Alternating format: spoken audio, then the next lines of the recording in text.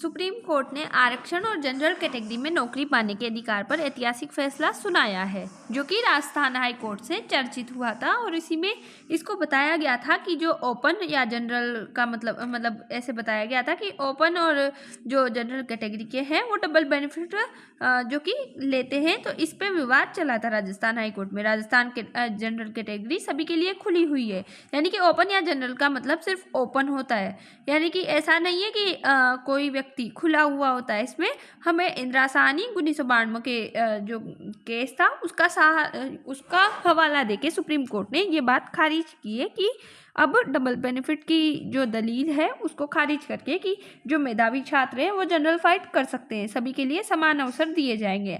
आरक्षित कैटेगरी के उम्मीदवार का हक ये छीनना नहीं माना जाएगा। मेरिट पर आधारित समावेशन बनाने के लिए ऐसा हो रहा है और शॉर्ट लिस्टिंग से ये लागू होगा और इसको संवैधानिक आधार बताया गया है, जो कि इंदिरा साहनी केस 1992 से जुड़ा हुआ है।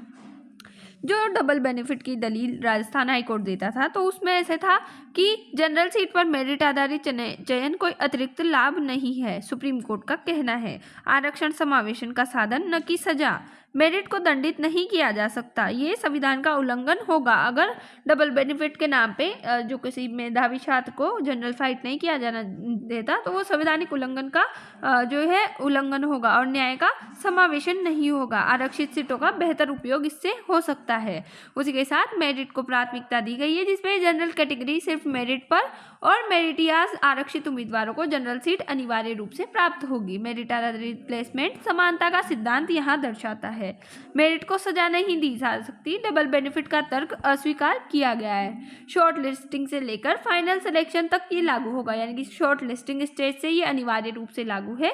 अगर कोई व्यक्ति जो जनरल की कट ऑफ है उससे अधिक अंक या उसकी कट ऑफ के अकॉर्डिंग नंबर लाता है तो वो जनरल फाइट करेगा इंटरव्यू में, और अगर उससे कम लाता है तो वो अपनी श्रेणी में आरक्षण का फायदा उठा सकेगा।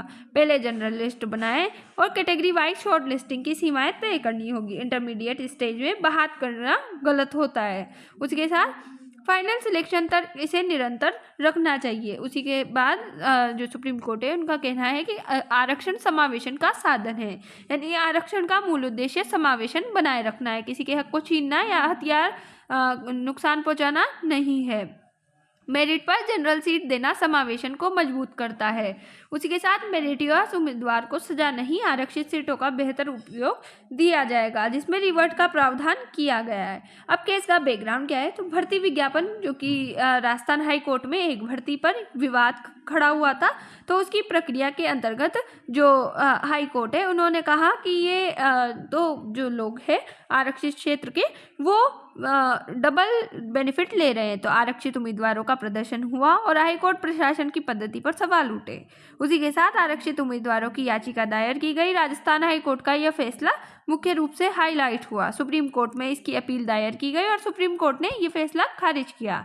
इस बेंच की संरचना की बात करें तो इसकी ये फैसला जो दीपांकर दत्ता और जो हमारे आस्टीन जी मसीहा है उन्हों की बेंच ने सुनवाई की है और इसका मुख्य रेफरेंस दिया है इंदिरा साहनी 1992 केस को, और इसे एक संवैधानिक आधार बताया गया है कि ओपन का मतलब खुला होता है, यानी कि सभी के लिए समान।